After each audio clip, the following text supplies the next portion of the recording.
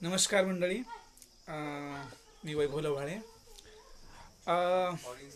फुंकर या ग्रुपच्या माध्यमातून मी आपल्यासमोर आज लाईव्ह येतोय. आणि आज हे लाईव्ह येण्याचं प्रयोजन जे घडलं आहे त्याचं सर्व श्रेय निलेश सरबदे ह्या माझ्या मित्राला जातं, ज्याच्या प्रेरणेतून आणि त्याच्या मित्रांच्या प्रेरणेतून फुंकर नावाचा ग्रुप जो काही सुरू केलेला आहे. आपण एक 5 मिनटं थांबूयात. म्हणजे शार्प 7ला आपण कार्यक्रम सुरू करणार आहोत. तर त्यापूर्वी थोडासा माझा परिचय मी मुद्दाम देत आहे. मी मूळचा बुलढाणा जिल्हा इथला असून पुण्याला म्हणजे बऱ्यापैकी माझ्या आयुष्यातला मोठा काळ तिथे गेला जातो आहे. आणि त्याच्यामुळे पुण्यासारख्या ठिकाणी राहत असल्यामुळे पुण्याची संस्कृती, पुण्याच्या परंपरा, पुण्यातील एकंदरीत वातावरणाचा खूप मोठा परिणाम माझ्या मनावर झालेला आहे. आणि असा गावाकडचा आणि पुण्याचा दोन्हीकडचा एक वेगळा संगम झाल्यामुळे जे काही माझ्या वागण्यातून बोलण्यातून येतं तो म्हणजे मी आपल्यासमोर बसलेलो आहे.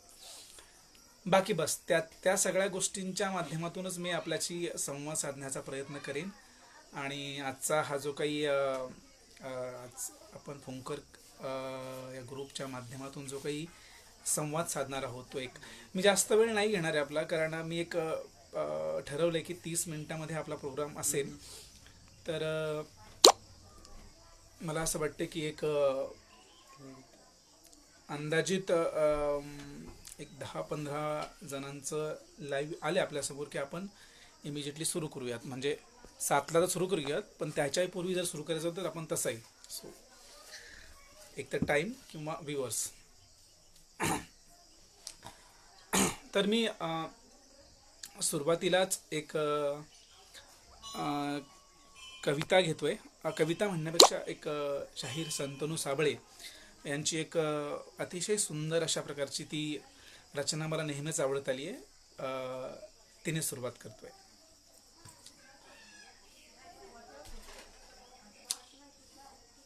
मला असं वाटतं 10 जण झालेत, मी सुरू करायला हरकत नाही आता. तर शाहीर संतनू साबळे यांची ही रचना आहे आणि मला फार आवडते, कारण वेगवेगळ्या आयामांना स्पर्श करीत ही कविता पुढे जात असते. सो अशी आहे की समतेच्या वाटेन तू खणकावित पैंजण याव, समते वाटेन तू खणकावित पैंजण याव,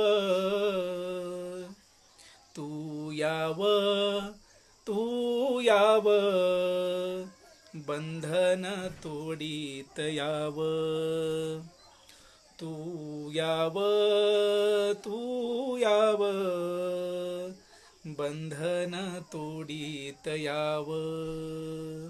शेतात रानात जिथ घामान भिजली धरती, हिरव्या पिकावरती राघू मैना हो डोलती, त्या सरी सरीतून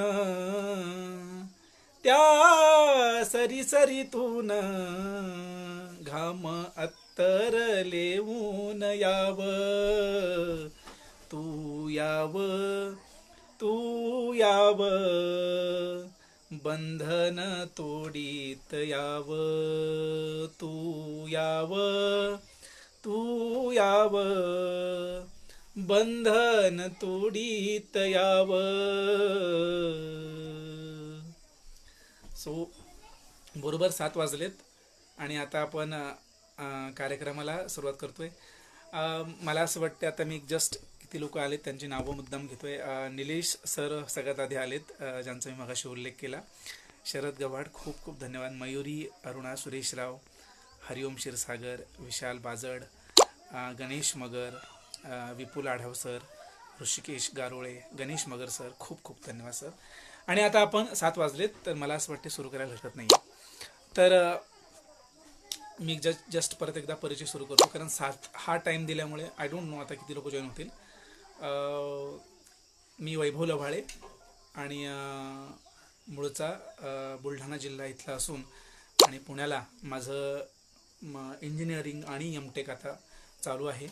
तर त्या सगळ्या माध्यमातून जो काही माझा कला क्षेत्राशी संबंध आला त्या माध्यमातून खूप लोकांशी मला जवळून संपर्क साधता आला आणि या संपर्काच्या माध्यमातूनच निलेश सरवदे या एका अबली माणसासोबत माझा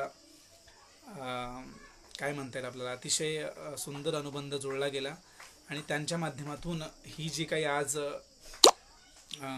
काय म्हणता येईल की एक आपल्याशी संवाद साधण्याची संधी मला मिळाली आहे. सो फुंकर ग्रुपचे खूप खूप धन्यवाद. मी या ग्रुपविषयी अजून बोलेल, अजून सांगेल, पण आता आपण या 7च्या चहाला सुरू करायला काही हरकत नाही आहे. सो 7चा चहा एक सिप मुद्दाम त्याकरताच घेतला. थोडा फॅन कमी करता येईल सर? थँक्यू. हां, तर आता या अक्षय सोळंकी आलाय, सुजित पाटील, आकाश कनसागरा, गणेश मगर सर, विशाल बाजळ सर, अपराजित, खूप खूप तुमचं स्वागत आणि नमस्कार. आपण सुरू करतोय. तर मी माझी पहिली रचना आपल्यासमोर सादर करतोय आणि रचना सादर करण्यापूर्वी मी सुरेश भटांच्या ओळी घेतोय की आता कोरोनाचं फार मोठं एक सावट आपल्यासमोर आहे, आव्हान आहे आणि हे सगळं सुरू असल्यामुळे की भट म्हणाले होते त्यावेळेला की ते लोक होते वेगळे घाईत जे गेले पुढे, ते लोक होते वेगळे घाईत जे गेले पुढे, मी मात्र थांबून पाहतो मागे किती जण राहिले. सुरेश भट बर का. होता न साधा एवढा जो शब्द मी तुझला दिला, होता न साधा एवढा जो शब्द मी तुझला दिला, एका शब्दाला उभे आयुष्य तारण राहिले. भट. आणि हे शेवट आहे की थोडा आवाज गजू. ओसाड माझे घर मुळी नाही बघण्यासारखे. गजू थोडा आवाज कर. ओसाड माझे घर मुळी नाही बघण्यासारखे, हे आसवांचे तेवढे तोरण अद्याप राहिले. भट. क्या बात. भटांची ही कविता आणि या सुरेश भटांच्या कवितेनंतर मी आपल्यासमोर सादर करतोय पहिली रचना किंवा पहिला काय म्हणता येईल आपल्याला एक माझी रचना आपल्यासमोर घेतोय मी. खरं सांगू ही जी रचना आहे, या पहिल्या रचनेचं शीर्षक आहे खरं सांगू. खरं सांगू थोडं रोमॅन्टिक या प्रकारामध्ये बघा, आपल्याला रिलेट करता आलं तर या सगळ्याशी. खरं सांगू, खरं सांगू कुणी असेल ना रुसवा काढायला, खरं सांगू कुणी असेल ना रुसवा काढायला, तर रागवायला बरं वाटतं. खरं सांगू कुणी असेल ना रुसवा काढायला, तर रागवायला बरं वाटतं. खरं सांगू कुणी असेल ना ऐकायला, तर बोलायला बरं वाटतं. खरं सांगू, खरं सांगू कुणी असेल ना ऐकायला, तर बोलायला बरं वाटतं. खरं सांगू कुणी असेल ना चिडायला, तर चिडवायला बरं वाटतं. खरं सांगू कुणी असेल ना हसायला, तर हसवायला बरं वाटतं. खरं सांगू कुणी असेल ना, खरं कुणी असेल ना पाहायला. बघा खूप मार्मिक आहे. बाबर सर आलेत का, मला थोडं बघितलं पाहिजेत. बाबर सर एकदम, अरे वा खूप सुंदर. उन्मेष खरे आलाय, वा. नंतर विपुल आढाव, भावना व्यक्त करण्यासाठी असलेली विचारांची गुंफण. उन्मेष थँक्यू. सागर सर आलेत आमचे, गजानन गोरे आलेत, बाबर सर आलेत, अंकुश आरेकर, वा खूप बरं वाटलं. नंतर all the best, let's get started. Pratap आलाय, शरद, अपराजित, योगेश पाटील, नंतर रविराज गोरे, रवी आलाय आमचा, नंतर हेमंत शेळके, विराज जाधव, हे सगळे आलेत. आणि मी सांगत होतो की सर मार्मिक आहे बघा हे, की मी सांगत होतो की खरं सांगू कुणी असेल ना रुसवा काढायला, तर रागवायला बरं वाटतं. खरं सांगू कुणी असेल ना ऐकायला, तर बोलायला बरं वाटतं. खरं सांगू कुणी असेल ना चिडवायला, तर चिडायला बरं वाटतं. खरं सांगू कुणी असेल ना हसवायला, रडायला बरं वाटतं. आणि हे बघा, खरं सांगू कुणी असेल ना पाहायला, तर नटायला बरं वाटतं. खरं सांगू कुणी असेल ना पाहायला, तर नटायला बरं वाटतं. खरं सांगू कुणी असेल ना परत बोलवायला, तर थोडं पुढे जायलाही बरं वाटतं. खरं सांगू कुणी असेल ना विश्वासाने ऐकणारं, खरं सांगू कुणी असेल ना विश्वासाने ऐकणारं, तर खूप आतलं काही सांगायलाही बरं वाटतं. खरं सांगू कुणी असेल ना उगाच वैतागणारं, थोडं रेंगाळायला बरं वाटतं.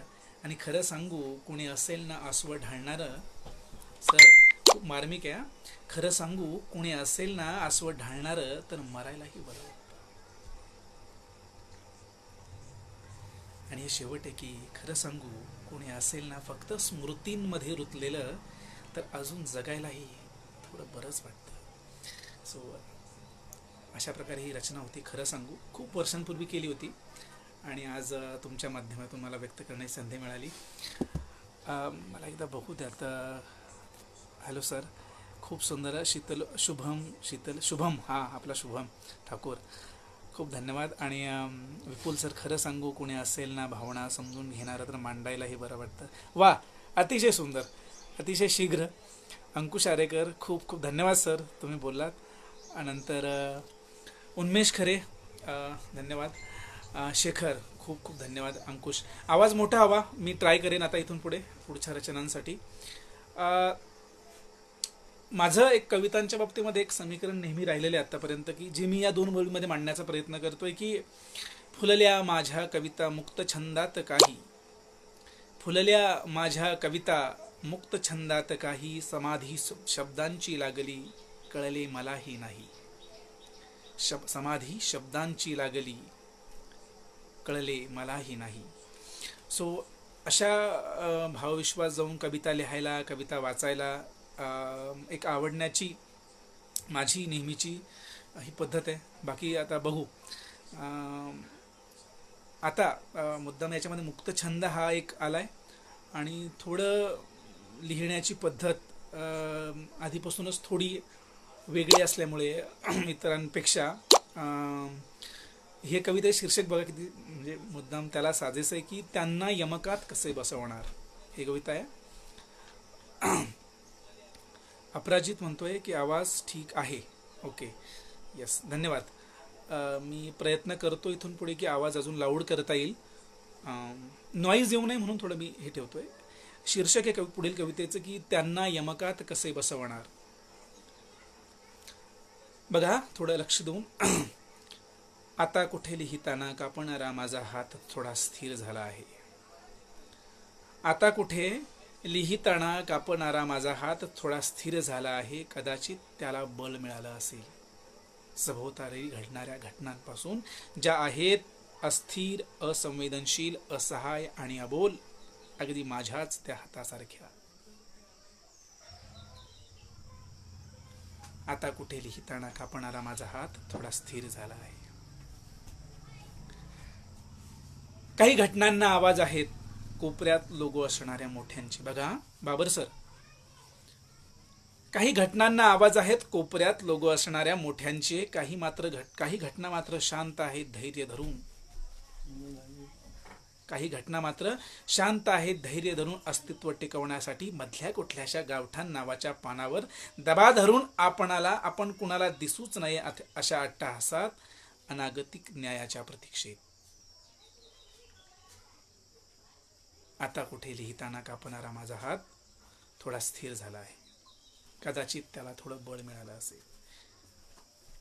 काही घटनांना आवाज आहेत कोपऱ्यात लोगो असणाऱ्या मोठ्यांचे. काही घटना मात्र शांत आहेत धैर्य धरून अस्तित्व टिकवण्यासाठी मधल्या कुठल्याशा गावठाण नावाच्या पानावर दबा धरून कुणाला आपण दिसूच नये अशा अट्टहासात अनागतिक न्यायाच्या प्रतीक्षेत. जे घडलंय बंदिस्त खोलीत तिच्या अब्रूचे धिंडवडे काढण्यासाठी म्हणून ती गप्प. जे घडलंय त्याच्या 7/12 ऊस काढून घेताना कर्ज माफ करणारे म्हणून तोही गप्प. जे घडलंय फक्त मुस्कटदाबी करण्यासाठी, कारण विरोधक नकोयत कुणाला. एका हाती सत्ता धरून स्वतःचे आगाऊ महत्व लक्षात आणून देण्यासाठी. आता कुठे कापणारा माझा हात थोडा स्थिर झाला आहे. आणि हे शेवट आहे की अरे सरसावला असेल हे सारं पाहून मांडण्यासाठी कागदावर, आणि मग नाही म्हटलं तरी निशब्दांच्याच व्यथा त्यांना यमकात कसे बसवणार. नाही म्हटलं तरी निशब्दांच्याच व्यथा त्यात त्यांना यमकात कसे बनवणार म्हणून घाट सूत तोडून पसारा मांडलाय मुक्त छंदात त्यांना मुक्त करण्यासाठी त्यांचा आवाज होण्यासाठी ज्यांना नाहीत शब्द सांगण्यासाठी जे घडले त्यांच्या अस्तित्वावरच बाधा आणण्यासाठी आता आता कुठे लिहिताना कापणारा माझा हात थोडा स्थिर झालाय कदाचित त्याला बळ मिळालं असेल सो अशी ही थोडी ज्या काळामध्ये मग एक मोठ्या विद्रोहाची भूमिका माझ्या हृदयात होती तेव्हा लिहिली होती. आता हल्ली एवढं उग्र नाही लिहित कारणही त्याला तसंच आहे की आजूबाजूचं वातावरण बघून मी आता थोडं काय म्हणू आपण त्याला की स्वतःला चांगलं पॉझिटिव्हिटी बघण्याचा एक दृष्टिकोन काढण्याचा प्रयत्न करतोय प्रत्येक वेळी कारण नेहमीच कंप्लेन करत राहिलं नेहमीच निगेटिव्हिटी या सदरामध्ये विद्रोहाच्या भूमिकेत राहिलं तर लोक तुमचा आवाजही नंतरून मग मला वाटत नाही की एवढा ऐकला जातो त्याच्यामुळे थोडं आहे त्यामुळे थोडं आता त्या कवितेवरून अजून थोडं अलवार कवितेकडे येतोय थोडं एक म्हणजे लोक याला प्रेमकविता अंकुश आरेकर छान खूप खूप धन्यवाद खूप खूप धन्यवाद नंतर प्रथमेश आलाय भंडारकर खूप धन्यवाद हेमंत चौधरी आलाय सुफियान आलाय यूज हेडफोन्स गाईज ओके अच्छा हे बाकीच्यांना सांगतो प्लीज आय रिक्वेस्ट की तुम्ही हेडफोन वापरून प्रयत्न करा येईल आवाज मी पुढची रचना घेतोय अधिक वेळ न घेता नंतर आहे प्रथमेश कुलकर्णी योगेश पाटील वैभव सिंग वेलकम वैभव आता ये तो हिंदी सुनने वाले देखो आप हमारी मराठी भाषा का कितना मीठापन है बहुत ही स्वीट सी लँग्वेज आहे वैभव सिंग तुम्हाला आवडेल नंतर कोण आहे अपराजित सुफियान यस विराज पुढचे घेतोय सगळं अप्रतिम शब्दगंधर्भ वैभव लवाळे प्रथमे खूप खूप धन्यवाद वैभव आईने तुझ्या वराडच्या प्रयोगाची आठवण काढली आत्ता पण नक्की आता कवितेचा कार्यक्रम आहे अंकुश त्याच्यामुळे आता लगेच नाही करताना वराड पण नक्कीच मला करायला आवडेल आणि आईंना माझ्याकडनं नमस्कार सांग प्लीज गणेश भवर नंतर उन्मेष पुढची रचना घेतोय की ते शब्द तुझे नव्हते आता थोडी अलवार कविता आहे थोडी अलवार रचना आहे तिकडे प्लीज म्हणजे मला माझी आई पण आली आहे योगायोगाने बघण्यासाठी काय करतो आहे सगळं पण तिच्यामुळेच सगळं शक्य असतं बऱ्याच वेळेला मला सो पण धैर्य होत नाही असं तिच्यासमोर प्रत्येक कुठली गोष्ट असं एनिवे पुढची रचना घेतोय ते शब्द तुझे नव्हते विराज म्हणतोय मस्त होती मगाची दादा सत्य आहे आणि ते बाहेर आलंच पाहिजे हो बाहेर आलं पाहिजेत पण मी मगाशी म्हटल्याप्रमाणे की नेहमी विद्रोहाच्या भूमिकेत जर आपण असू तर माझं असं ऑब्झर्वेशन आहे की लोक मग इग्नोर करण्याची टेंडन्सी वाढते सो वेळोवेळी तो राग प्रकट झाला पाहिजे व्यवस्थेविषयी असेल किंवा आजूबाजूला घडणाऱ्या घटनांविषयी असेल किंवा काहीही पण पॉझिटिव्हिटीसुद्धा आपण बघितली पाहिजेत कुठल्याही गोष्टीमध्ये असं मला प्रामाणिकपणे वाटतं म्हणून मी तसं एक टिप्पणी करून गेलो पुढची कविता आहे ते शब्द तुझे नव्हते बाबर सर तुमचा अजून मला मेसेज दिसला नाही आहे नंतर आपले सागर सरांचाही दिसला नाही आहे तर प्लीज तुम्ही आहात बघताय कळवा अंकुश आरेकर अगदी फॅमिलीसोबत बघतोय त्याच्यामुळे मला तुम्हीही कळवा शीर्षक आहे ते शब्द तुझे नव्हते काही मनात होते काही मनात तुझ्या काही ओठात होते काही मनात तुझ्या काही ओठात होते आणि जे बोलायचे होते ते शब्द तुझे नव्हते काही मनात तुझ्या काही ओठात होते जे बोलायचे होते ते शब्द तुझे नव्हते चल बाळ तू चल चल बाळ तू कशाला आणतेस आणि जे घाव घालून गेले जे घाव घालून गेले ते शब्द तुझे नव्हते तेव्हाही साधीच अजूनही साधीच म्हणे मी तेव्हाही साधीच होते अगं ज्या तोऱ्यात हे तू बोलली ते शब्द तुझे नव्हते तोऱ्यात हे तू बोलली ते शब्द तुझे नव्हते. तू अजूनही तशीच हसते आणि मी अजूनही तसाच पाहतो. बघा थोडं मार्मिक आहे. शुभम क्या बात. धन्यवाद विराज, धन्यवाद. बरं वाटतंय की तुम्ही लोक कमेंटद्वारे कळवताय की आपल्याला आवडतं. तू हसते आणि अजूनही मी अजूनही तसाच पाहतो. तू अजूनही तशीच हसते अजूनही ती म्हणे नको रे एकटक पाहू हे शब्द तुझे नव्हते. आता आता अपेक्षा माझी काहीच नव्हती खरोखर. आता आता अपेक्षा माझी काहीच नव्हती खरोखर. उद्या येईन काल बोलली, उद्या येईन काल बोलली हे शब्द तुझे नव्हते. त्या भेटीच बऱ्या होत्या, त्या भेटीच बऱ्या होत्या जेव्हा खिशात काहीच नव्हते. किती लोकांना या वाक्याशी रिलेट करता येते बघा की त्या भेटीच बऱ्या होत्या जेव्हा खिशात काहीच नव्हते. आणि मी म्हणे आता मीच देणार पैसे हे शब्द तुझे नव्हते. किती वेडेपणा होतास आता माझ्या साऱ्याच गोष्टींचा. म्हणजे आठवतोय बरं का की किती वेडेपणा होता माझ्या साऱ्याच गोष्टींचा. म्हणाली तुला ते करण्याची गरज नव्हती. म्हणे तुला हे करण्याची गरज नव्हती हे शब्द तुझे नव्हते. आणि शेवट आहे की थोडं मार्मिक लिहितोय की खरे काही सारेच माझे होते. या प्रवासामध्ये तुझे माझे होते. तू म्हणतेस आहेस त्याची हे शब्द तुझे नव्हते. सो ही कविता होती की हे शब्द तुझे नव्हते. खूप खूप धन्यवाद बाबर सर. वा गणेश मगर सर खूप धन्यवाद. सोमेश बुरकुले खूप खूप धन्यवाद. सागर सर आलेत आमचे, धन्यवाद. Unmesh nice activity. Vaibhav Umesh Moharil sir, sir आमचे HOD सर आलेत. खूप खूप बरं वाटलं. Thank you sir, thank you so much. आणि तुमच्या वेळोवेळच्या मार्गदर्शनामुळे मला हे सगळं करणं शक्य आहे सर. कारण मी मध्यंतरी जी कथा मालिका लिहायला घेतली होती मला असं वाटतं की जवळजवळ प्रत्येक कथेत त्यांनी मला काहीतरी नवीन एक नाविन्य करायला सुचवलं होतं. आणि त्याच्यामुळे मला प्रत्येक कथेमध्ये एक वेगळ्या प्रकारे प्रत्येक नवीन कथा हाताळता आली. तर धन्यवाद आहे. आणि आताही माझ्या सर सोबत असतात, नेहमी असतात. सुजित सांखे धन्यवाद. बाबर अली सर खूप खूप धन्यवाद सर. नंतर आता using and continue with Marathi. I can understand, no worries, keep on it. Your loud passion speaks for itself despite language barriers for me. So chill. अपराजित खूप बरं वाटलं मला हे. कारण अपराजितला मी पुणे विद्यापीठामध्ये भेटलो होतो. आणि तो सगळ्यात महत्त्वाचं की यू स्पीक इन मराठी. आणि अशा प्रकारचं एनकरेजमेंट असेल मराठीसाठी आणि एकंदरीत तर मला वाटत नाही मोमेंटिक चालली आहे, कुठे अडसर आहे. So it's a great thing. खूप खूप धन्यवाद. मला खूप बरं वाटलं. आकाश पाटील लय भारी. वैभव खूप धन्यवाद. वा अशा मराठी कमेंट येऊ द्या म्हणजे मला एक वाचायला. आता एक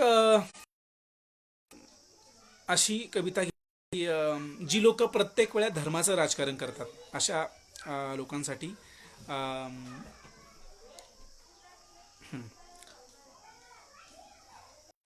Good one, brother. You nailed it. From Omkar and Abhijit Tambre. Yes, I know. So this is that account. Dwayne Johnson. Got it. Tejaswini वैभव जी वैभवा हे शब्द तुझे नव्हते. धन्यवाद. शशांक आलाय. नंतर गणेश गोरे. यस धन्यवाद. प्रतीक पवार आमचंही नाव घ्या की वैभव.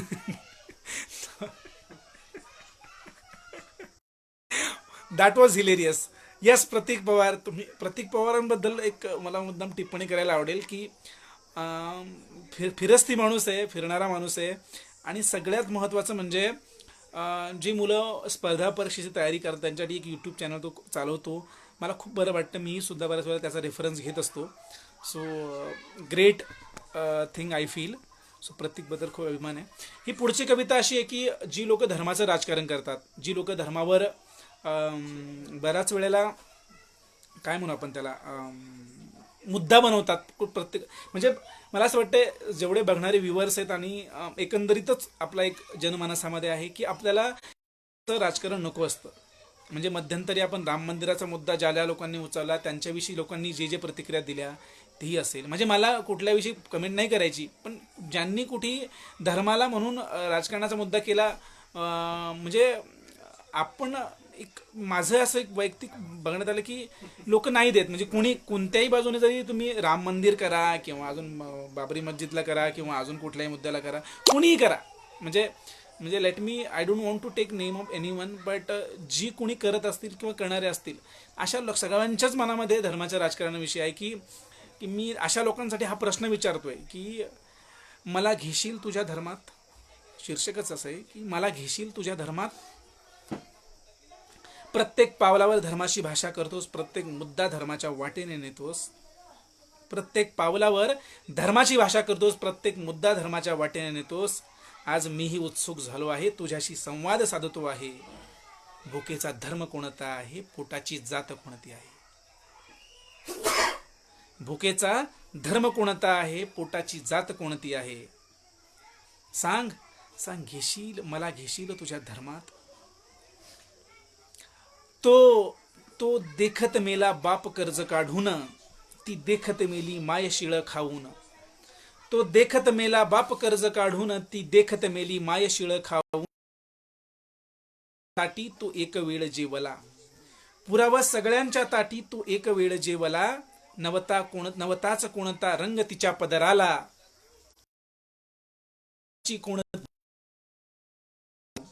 सांग तुझ्या धर्माची कोणती टिप, तुझ्या धर्माच्या नावाने कोणते त्यांना वाढू. सांग सांग घेशील मला तुझ्या धर्मात. काल रात्री जात होतो त्या रस्त्याने, काल रात्री जात होतो त्या रस्त्याने, ती माणसच होती त्याने. काल रात्री जात होतो त्या रस्त्याने, ती माणसच झोपली होती घोळक्याने. भुकेने व्याकुळ एकटे पोर जागत होते, त्याचे व्याकुळने आसवात वाहत होते. सांग तुझ्या धर्माचा मी कुठला पाडा वाचू, चमवेल ज्याने भूक त्या पोटाची. सांग एकदा तरी मला घेशील. आणि शेवट केलाय मी याच्यामध्ये की मीही मूर्खच जो तुला उपदेशितो आहे. मीही मूर्खच जो तुला उपदेशितो आहे. तुला सगळ्यातले सगळे कळते हे जरा मी विसरतोच आहे, नाही का. करते हे जरा मी मला घेशील तुझ्या धर्मात. देशील रोजी रोटी, नसशील देणार तर मग जळू दे तुझी आणि त्याची नरोटी. म्हणजे धर्माची अर्थात मला घेशील तुझ्या धर्मात, देशील रोजी रोटी, नसशील देणार तर मग जळू दे तुझी आणि त्याची नरोटी. धोक्यात धर्म आहे असे तुलाच का वाटते, धोक्यात धर्म आहे असे तुलाच का वाटते. तुझ्या माझ्या भुकेचे जरासे गणित चुकते आहे. हे मार्मिक आहे. तुझ्या भुकेचे आणि माझ्या भुकेचे जरासे गणित चुकते आहे. सांग सांग घेशील मला तुझ्या. सो अशी ही थोडं मला म्हणजे वाटतं की धर्माचं राजकारण कुणीच कुठल्याच कारणाने करू नये. म्हणजे आपल्याला आश्चर्य वाटेल, कोरोनाचं एवढं भयावह वातावरण आपल्या आजूबाजूला आहे, तरी सुद्धा काही लोकांना अशा वातावरणात सुद्धा धर्माचं राजकारण करावं असं वाटतं. मध्यंतरी माझ्याकडे कुणीतरी आले, मला म्हणालं की बघा म्हणे की काय मंदिरं बंद झाली आहेत, मस्जिदी बंद झाली आहेत, की देवाला कोंडलंय, तुमचा देव काय करू शकत नाहीये, असं नाहीये. म्हणजे मी रॅदर सपोर्टला बोलतोय बरं का. मी असं म्हणेन की मी असं या उद्देशून मुद्दाम बोलेन की खरंच या सगळ्या प्रकारामध्ये धर्म आणि हे तुम्हाला का सुचतं. तुम्हाला साधी गोष्ट दिसत नाहीत का, लोक मरतात आहेत, साधी गोष्ट दिसत. म्हणजे मी व्ह्युअर्स नाही म्हणत आहे, फक्त जी लोक धर्माचा प्रयत्न करतात अशा लोकांना मुद्देशून विचारतोय की ही साधी गोष्ट कळत नाही का आपल्याला की इथे माणसाचं जगणं काय म्हणू आपण त्याला, जिथे एका तारेवर टांगल्याच्या स्थितीमध्ये आहे, अशा स्थितीमध्ये सुद्धा आपल्याला अशा गोष्टी सुचतात. आपण तरी सुद्धा मंदिराची भाषा करतो, कुठल्या तरी एका देवळाची भाषा करतो. हे चुकीचं आहे कुठेतरी. त्याच्यामुळे सांगायचा मुद्दा एवढाच. एनिवे, मी त्याच्यामध्ये आता जास्त जाणार नाही. मी वेळ बघतो एकदा, कारण मला वेळेत संपवायची इच्छा असते.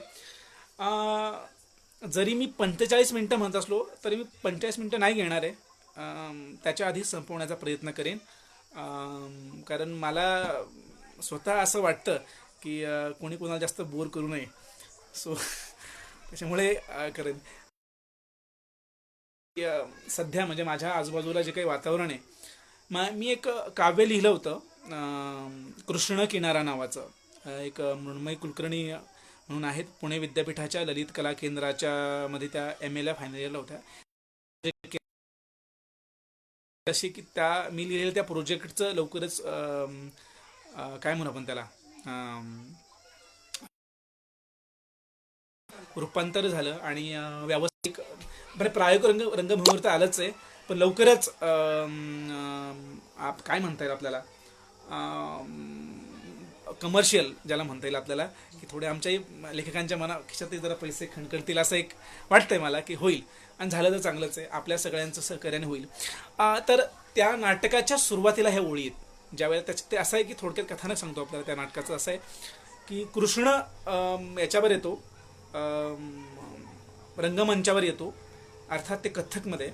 तर आल्याबरोबर कृष्ण वृद्ध झालेला आहे आणि वृद्ध झालेल्या अवस्थेमध्ये कृष्ण, राधा, रुक्मिणी ह्या सगळ्याच जे कॅरेक्टर्स कॅरेक्टर्स आपण वृद्धावस्थेला पोहोचलेत. आणि त्या अवस्थेत पोचल्यानंतर काय म्हणता येईल आपल्याला की काय असेल कृष्णाची एकंदरीत चर्या, चेहऱ्यावरची भाव, ते टिपण्याचा प्रयत्न केला या कवितेने. लाटाही झाल्या मंद,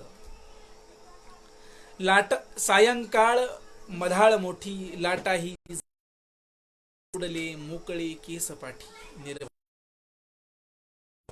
सोडले केसपाठी, निर्भाव उभा श्रीरंग. असं ते म्हणजे संध्याकाळी तो कृष्ण येतो, शांत उभा असल्यानंतर काय बोलेन असं आहे की मी जस्ट एक बघतो कोणाकोणाच्या कमेंट आल्यात. कारण जस्ट शुभम पोळ, वा धन्यवाद शुभम. प्रतीक म्हणतोय की अवघड झाले कोण, माणूस की ईश्वर. अर्थात माणूस आहे, कारण तरी पैकी, कारण आपलीच भाषा असते वसुधैव कुटुंबकम. सर्व जगाला आपण जर बंधुत्वाने मानत असतो तर चीनची लोक तरी काय कुठले बाहेरचे नाही आहेत, आपल्यापैकीच म्हणजे माणूस म्हणूनच त्यांनी हे केलेला प्रकार आहे. त्यामुळे माणूस दोषी आहे, निशंक आहे. आणि या विषयावर बोलायला आत्ता नाही आहे आपल्याला हे, पण जस्ट एक टिप्पणी मला आवडतं या विषयावर. म्हणजे निसर्गाशी माणसाने कधीच छेडछाड करू नये, कारण त्याचे परिणाम एवढे भयंकर आहेत हे आपण बघितले. म्हणजे नुसतं एवढं एक मला असं वाटतं की साधी गोष्ट की या प्रकारामध्ये ज्यावेळेस ट्रॅफिक थांबली तर जवळजवळ सगळ्या शहरांचं एकंदरीत वातावरण काहीतरी पर्सेंटेजमध्ये इम्प्रूव्ह झाले. मला असं वाटतं ही सगळ्यात मोठं त्याचं द्योतक आहे. तर हे असलं पाहिजेत.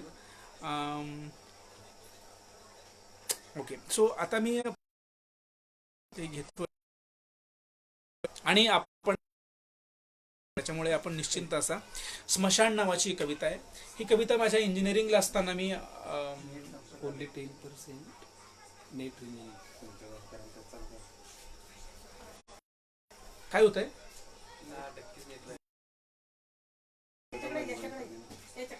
सो ही कविता घेतोय स्मशान नावाची. आसवे स्मशानातील मी कित्येकदा पाहिले. असं मला असं वाटतंय हे थोडं, स्मशानातील मी कित्येकदा पाहिले, त्यांचा फोरून उड चालले. मला असं वाटतं मी ही कविता नंतर चान्सेस आहे. तर मी समारोपाकडे वळतो, काहीतरी परत नक्कीच भेटूयात आपण. आणि समारोपाकडे येत असताना मी एक मुद्दाम एक कविता आहे, कविता नाही एक अभंग आहे, सो तुम्हाला आवडेल अशा अपेक्षेने मी तो. सुजितचं एक आलं होतं की अस्वस्थ बरं वाटलं असतं, पण नंतर काहीतरी घेऊयात नक्की. शंकर ग्रुपचे मना की आणि त्यांनी मला ही संधी दिली या सगळ्यांच्या बाबतीत.